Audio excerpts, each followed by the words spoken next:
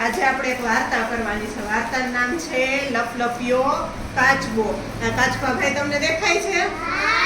આપણે એની વાર્તા કરવાની છે આજે. કાચબાભાઈ છે ને એની. હવે ને લપલપિયો હું કામ કીધો ખબર છે ને?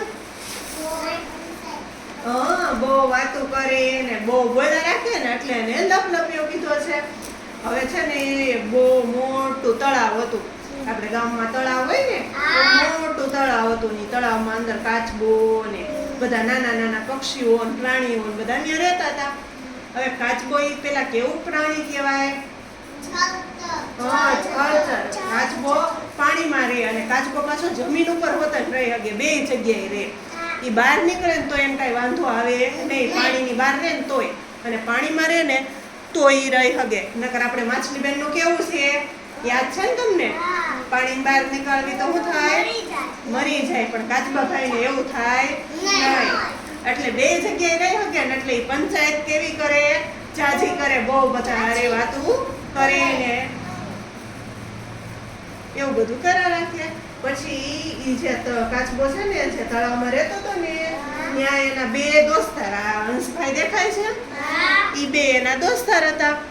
ઈ એની હારે દરરોજ વાતો કરે ને હરે ને ફરે. પછી હંસ ની આગળ તો બે આગળ પાખું હતી. શું હતા?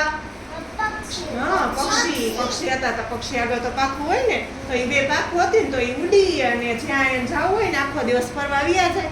પછી સાંજે એનું ટાણું થાય ને ત્યાર પાછા ઘરે વી આવે.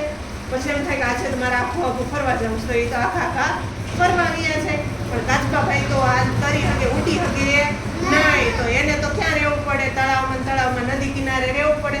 આખું ક્યાંય જવું હોય તો જઈ શકે નહીં.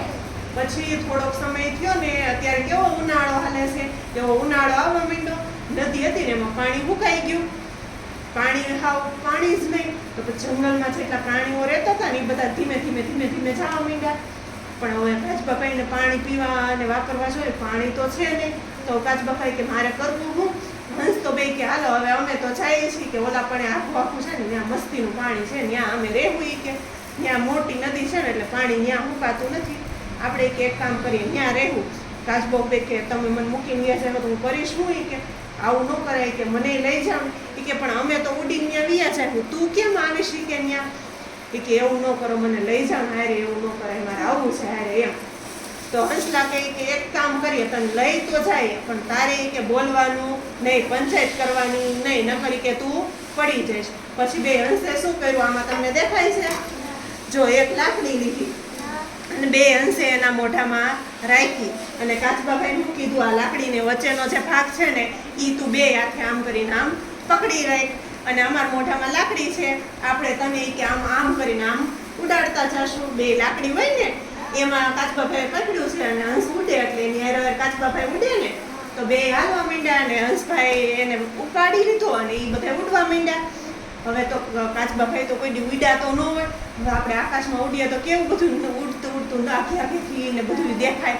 તો એને તો આમ જોવાની બહુ મજા પડી ગઈ. નદી ને પર્વત ને બધા માણસો રમતા હોય ને તમારા જેવા નાના છોકરા ભણવા જતા હોય, બધું જોઈને એને તો બહુ નવીન લાગે. પણ આમ બોલવા જાય કે એને યાદ આવે કે મેં તો એ કે પકડી રાખ્યું છે મોઢામાં, એ કે મેં પકડી રાખ્યું છે નૈન લાકડી, કે હું આમ કરીને આમ મોઢામાં પકડી છે નૈનમાંથી મુકાઈ ગઈ તો હું બોલવા ગયો તો એ કે એવું એનો વિચાર આવે એટલે એ છાનામના થઈ જાય. પાછું થોડીક વાર થાય ને કે પાછું બોલવાનું મન થાય, કે પાછું ઓલું થઈ જાય કે અચાનક એક મસ્તીનું તળાવ આવ્યું ને કેવા સરસ ફૂલડા ને એવું બધું, અને કાચબાભાઈથી રહેવાનું નહીં. અને એ આમ બોલવા ગયા કે ઓય જોવો તો, એવું બોલવા ગયા ને કે લાકડી મુકાઈ ગઈ અને કાચબાભાઈ પડ્યા બેઠા. અને હંસે હું કીધું? તને કીધું તું ને કે તું બોલતો નહીં, લપ કરતો નહીં, પંચાયત કરતો નહીં. પંચાયત કરીએ ને તો શું થાય? હા. અને કેમ આમાં દેખાય કાચબાભાઈ કેમ પડી ગયા? એમ પડી ગયા.